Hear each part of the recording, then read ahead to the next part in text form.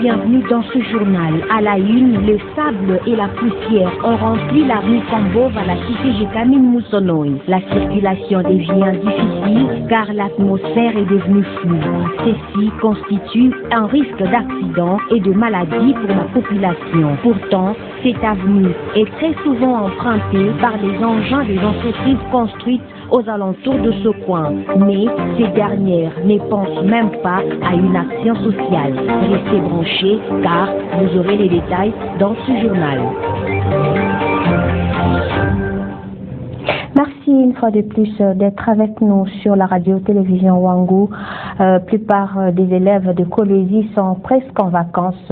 Ceux de l'école secondaire sont en attente des listes de repêchage pour les épreuves supplémentaires. Cap sur l'école des Sourds-Muets et Fata. Ces enfants demandent aux autorités de la province de penser à eux avant la rentrée scolaire prochaine pour une bonne lancée éducative. Reportage Sarah Katebe. Ce sont des sourds-muets. Ils sont dans la cour de leur école. D'autres sont en classe, pas pour étudier, mais ils attendent voir les listes des épreuves supplémentaires afin d'être qualifiés et admis dans une classe supérieure après proclamation. Ces dépourvus de la parole ont soif de l'éducation, mais ils se sentent oubliés et rejetés par les responsables de la province. Les difficultés sont énormes.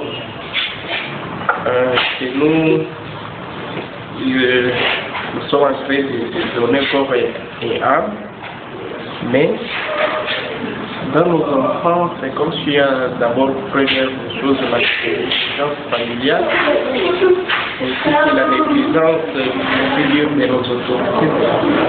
Efata est la seule école du Lualaba, mais elle fonctionne difficilement avec les moyens du bord.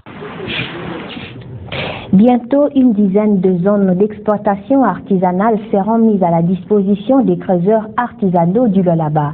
L'annonce a été faite ce week-end par le gouverneur Richard Mouyej à Moussompo. Selon lui, ces sites d'exploitation répondront aux normes requises. Il affirme que des avancées significatives sont déjà enregistrées dans ce processus. Je vous propose de suivre l'extrait de son discours dans ce propos recueilli par Prince Timothée Odia. Le gouvernement de la République a mis à notre disposition une quarantaine de sites, mais après une visite géologique rapide, le ministère provincial de Mines a identifié 12 sites bel et bien minéralisés. C'est dans ce même élan, toujours de la même réforme et du souci d'assainir les secteurs, en symbiose avec les centres d'expertise, d'évaluation et de certification des substances minérales précieuses et semi-précieuses, CEC en sigle, que nous avons mis sur pied le guichet unique des exportations des produits miniers qui regroupe en un seul lieu tous les services intervenant dans les circuits de l'exploitation de minerais. Pour être plus complet, nous avons entrepris l'exécution des travaux de découverture sur certains sites, 3 au total, afin de sortir les creuseurs des concessions privées ou de les en éloigner. C'est de la sorte qu'avec l'appui financier des 6 communes, qui en premier a entendu notre plaidoyer et a accepté de nous accompagner avec une enveloppe de $ 2 500 000, qui nous permet de poursuivre la viabilisation de 3 EA. Le numéro 297, 076 et 078. Notre ambition est de continuer sur au moins 10 autres sites et cela nécessite évidemment de nouveaux moyens financiers. Et puis l'avenue Kambove située à la cité Jekamine Moussonoï est l'une des routes principales de Kolwezi, mais cette dernière est pleine de poussière, surtout que Kolwezi est une ville purement sablonneuse. Pendant cette saison sèche, les piétons et les chauffeurs ont du mal à y passer car la poussière se soulève de plus en plus, empêchant ainsi une bonne circulation. Reportage. L'atmosphère est floue, difficile d'ouvrir les yeux convenablement. Tout le monde évite la poussière. C'est la saison sèche. Kolwezi est une ville sablonneuse. Sur cette avenue Kambove, il y a risque de connaître des accidents, surtout que c'est l'une des grandes avenues de Kolwezi. Il y a aussi l'exagération de vitesse, il y a des motards qui passent à vive allure, il y a des véhicules qui passent à vive allure. C'est pour cela que vous avez vu qu'on a mis des dos d'âne sur toute la route pour éviter un peu des accidents. En tout cas, moi je demanderais le plus le gouvernement provincial qui vient quand même faire quelque chose dans la cité Moussonoy. C'est une grande cité qui représente beaucoup. Ils doivent asphalter la route, ils ont venu, nous ont mis la terre battue. Nous les demandons encore de plus de venir asphalter la route. Ça nous demande quand même. On les demandait de mettre même juste la première couche. Ça va nous épargner beaucoup d'histoires. Il y a tant d'histoires ici. Il y a des boutiques, il y a des pharmacies, il y a des boucheries. Mais si vous pouvez visiter, vous allez voir, c'est de la poussière partout. Kambove est une avenue de la cité Gécamine Moussonoy, entourée des grandes entreprises, qui usent aussi des artères de ce coin. Mais malheureusement, aucune action sociale n'est faite. Sur une avenue où fréquente souvent la population, mais aussi nous voyons les engins, des camions bien chargés. Nous sommes dans une cité, mes frères. Nous ne pouvons pas tolérer ça. N'est-ce pas, nous crions souvent, la province pilote, mais sa population n'arrive plus à être heureuse. Nous demandons de l'aide aux autorités. La population de ce coin est en attente d'une réaction de la part des décideurs. Marie-Louise Mafo, commissaire du genre, a tenu une journée de réflexion avec les enfants de la 4e et 3e secondaire ce mardi 18 juin. L'objectif était de les sensibiliser et les rappeler à leurs droits. C'était à l'occasion de la journée de l'enfant africain qui a eu lieu ce 16 juin 2019 et qui se célèbre chaque année à la même date. 2 enfants abandonnés de leurs parents au commissariat du genre ont aussi pris part à cette rencontre. Reportage de Patient Kabamba rendu par Ruth Mukena Kassongo. Ces 2 enfants ont été abandonnés devant la porte du bureau du commissaire des genres et enfants. Cet acte coïncide avec la journée de réflexion organisée par Marie-Louise Mafo à l'occasion de la journée de l'enfant africain, ce qui justifie leur présence parmi les autres enfants dans cette rencontre. Nous rencontrons beaucoup de difficultés par rapport aux enfants qui nous sont abandonnés, c'est-à-dire déposés devant le commissaire, comme le cas que nous avons présenté aujourd'hui, les 3 enfants qui sont vulnérables. Nous devons aujourd'hui les prendre en charge, savoir où les mettre. Au moment où peut-être les parents sont ici sur place, la grand-mère ou bien l'oncle, la tante qui l'a déposé est ici sur place, par mauvaise foi, par manque de moyens, ils les abandonnent. Alors c'est le cas avec lequel nous allons commencer à nous débattre jusqu'au soir, c'est là où il faut les casser, comment il faut les rapatrier en famille. Quels que soient les niveaux sociaux, tout enfant a droit à la vie. Tout enfant a droit à la vie. Ici, ce que nous faisons ici avec vous, ça cadre avec la protection. C'est répondre à la maltraitance, à la négligence, à l'exploitation et à toute autre forme de violence à l'égard de l'enfant. Les sujets, quant à eux, n'ignorent pas leurs droits. Ce droit à l'éducation, d'aller à l'école, ces enfants qui doivent réclamer ce droit, et voilà ce que j'ai entendu. Il faut laisser les enfants profiter de leurs droits, le droit à l'éducation, tout ça, au loisir. La journée de l'enfant africain a été instaurée depuis 1976 lors des massacres des enfants par les régimes d'apartheid en Afrique du Sud. Il s'agissait de 3 enfants et non 2 enfants abandonnés devant le commissariat du genre. Le cadre de concertation de la société civile du Lualaba s'est réuni mardi 18 juin à son siège au quartier, je le cite, pour une déclaration sur les actes de vandalisme créés par les militants de l'UDPS PPRD et le soulèvement des exploitants miniers artisanaux dans la province du Lualaba. Maître Shadrach Moukad, président du cadre de concertation société civile Lualaba, donne le compte rendu et appelle à l'esprit patriotique tous les Lualabais et à garder à l'esprit le dialogue. On l'écoute au micro de Fredine Sangwa. Les analyses ont tourné autour des climats de tensions émaillés des actes de vandalisme qui ont prévalu à travers le pays entre les militants de l'Union pour la démocratie et le progrès social, UDPS, et c'est du Parti du peuple pour la reconstruction et la démocratie, PPRD.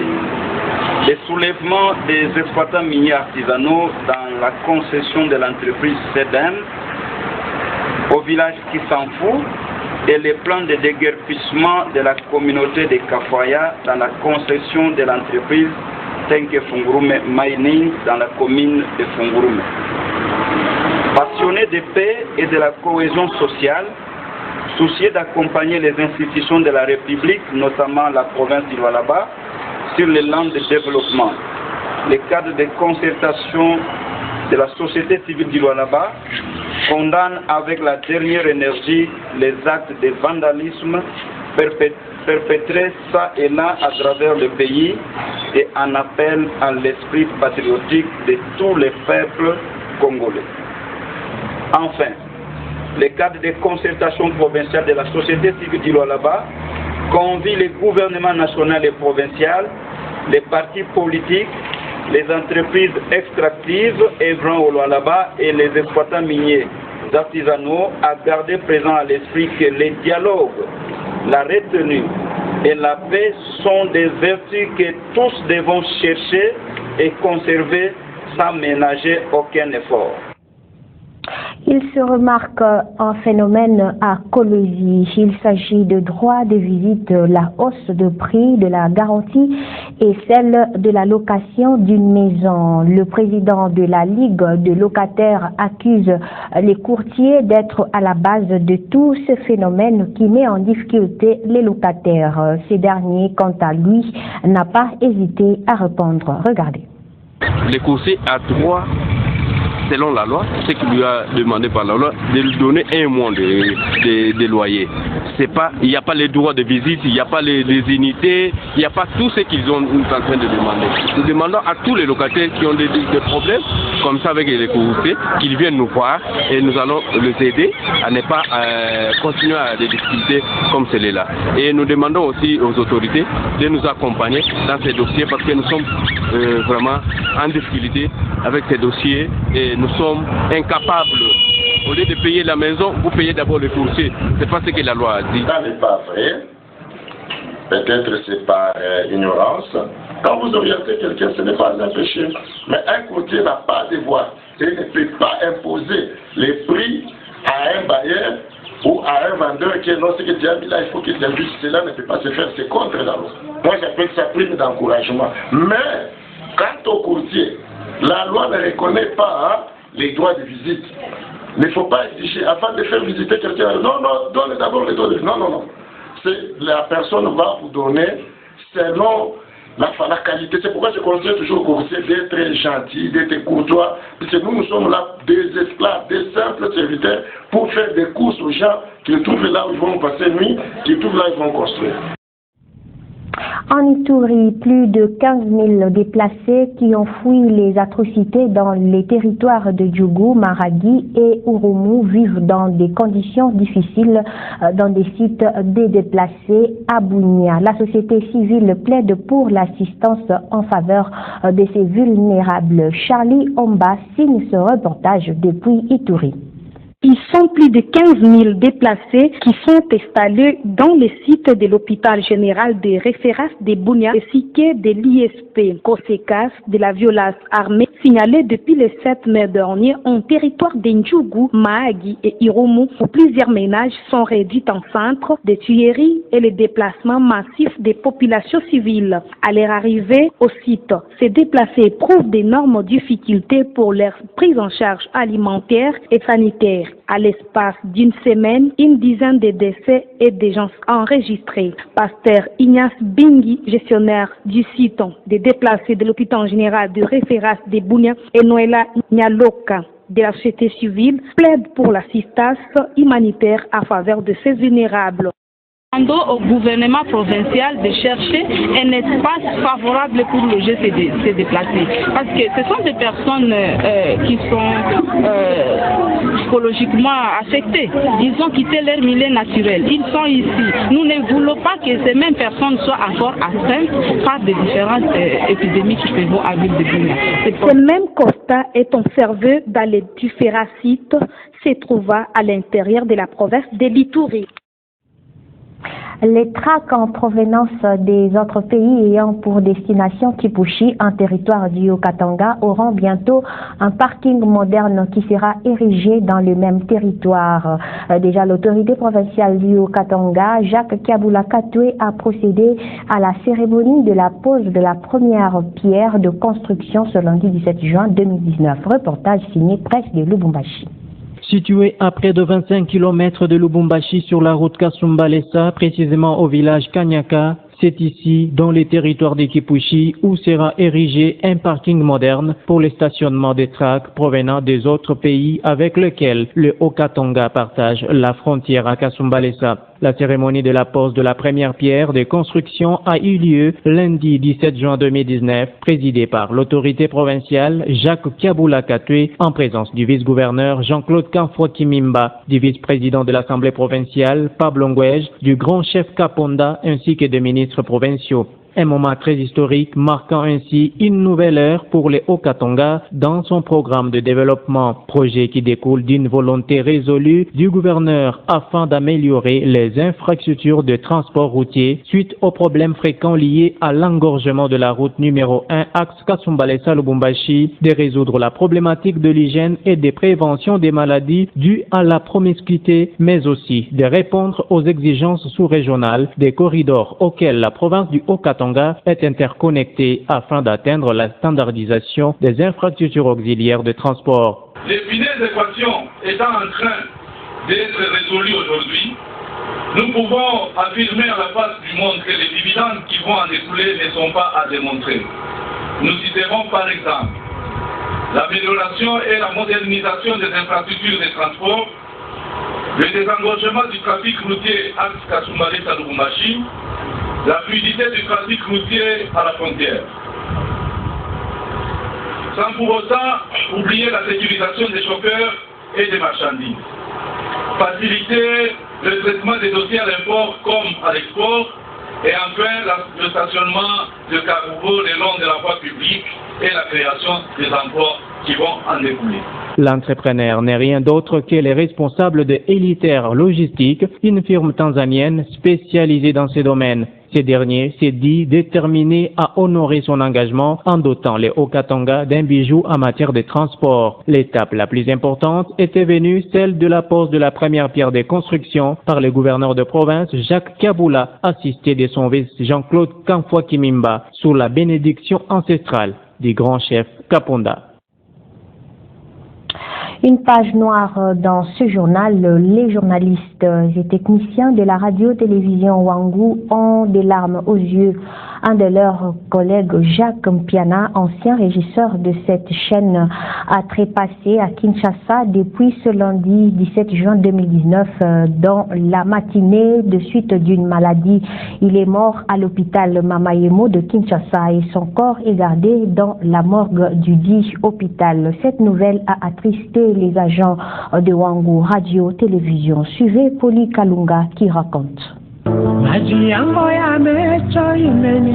C'est un mardi matin, pas comme les autres à la radio-télévision Wangu. La tristesse et l'amertume s'éluent au visage des journalistes et techniciens. Un de leurs n'est plus. Jacques Mpiana, régisseur de la radio-télévision Wangu, s'est éteint. Il a quitté la terre des vivants pour rejoindre celle des ancêtres. Né le 17 décembre 1985 à Kinshasa, mort le 17 juin 2019 à 10h dans la même ville. Gradué en réseau et communication, fils de Mpiana Roger et de Marie Moulanga, Jacques Mpiana a travaillé pendant un long moment à la radio-télévision Wangu à Kolwezi. Ses confrères ne l'ont pas oublié.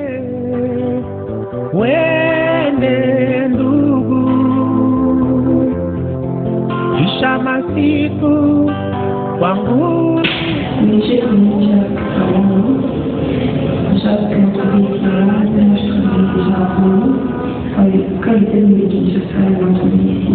Mais Jacques était tellement une bonne personne. J'ai parlé souvent avec lui, ça, il m'expliquait sa vie, comment il venait, son personnellement.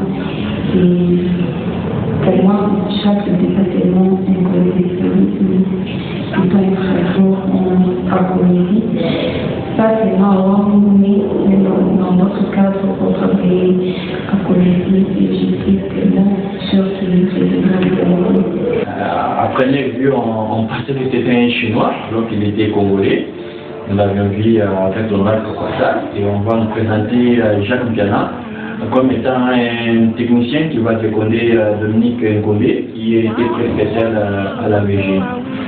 Même de son vivant, Jacques Mpiana, nous avions eu à témoigner plusieurs fois en sa faveur ou faire de bons témoignages sur lui. C'est d'abord un homme humble, courtois, discipliné et surtout amoureux de son travail. Jacques Mpiana pouvait se réveiller tôt pour venir à Wango. Jacques Mpiana pouvait passer nuit sans toutefois manger pour que la chaîne puisse aller de l'avant. Parce qu'à Wango, on n'a pas de restaurant. Et Jacques Mpiana, qui n'était pas engagé comme chauffeur, des fois nous aidait, il nous ramenait autour de 22h, 23h à nos différents domiciles. Question de sécuriser les siens. En bref, je garde de très bons souvenirs de sa part. Je suis depuis l'ancienne ministre de Wango et à l'arrivée de Jacques, nous avions eu à pouvoir encore booster davantage la manière de travailler. C'est quelqu'un qui donnait des bons conseils, c'est quelqu'un qui même lorsqu'il y a quelque chose qui l'énerve, il avait de la patience et il savait quand répondre, quand reprocher. Et c'est comme ça que moi et lui on s'appelait toujours Chawan. Et c'est triste parce qu'il n'y a pas 3 jours que je parlais avec lui. Il m'a dit qu'il avait trouvé un autre travail à Kinshasa et que mon numéro était sur son document. On pouvait m'appeler l'un de ces 4 matins pour me poser des questions. Je l'ai dit, c'est une très bonne chose. Et je m'étais porté garant de pouvoir faire un témoignage sur lui, même alors là où il avait trouvé le travail. Jacques Mpiana s'est marié en août 2018 à Munda Nyalunera. Son mariage était la raison de son départ d'Écologie pour Kinshasa. Il est parti tant en promettant à ses confrères qu'il reviendrait juste après son mariage. Malheureusement, nul ne pouvait s'imaginer qu'il partait éternellement. Adieu, Jacques Mpiana. Watu wengine wanasafiri kwa miguu,